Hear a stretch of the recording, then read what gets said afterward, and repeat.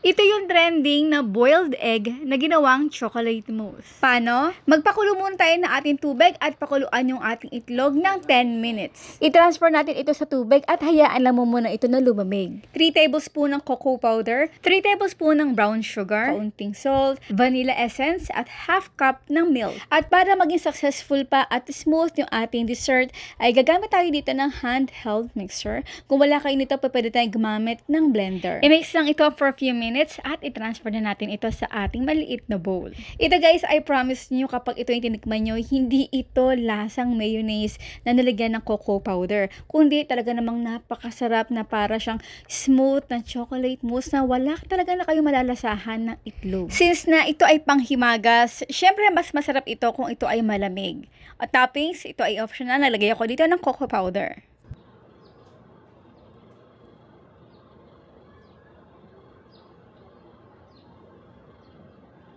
At syempre, alam ko nanonood pa rin kayo hanggang ngayon. Paki-comment naman kung kayo ay nakagawa na nito. At syempre, kung meron kayong request, paki-comment naman sa comment box section.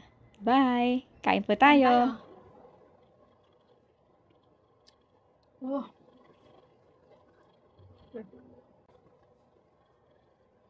Mm.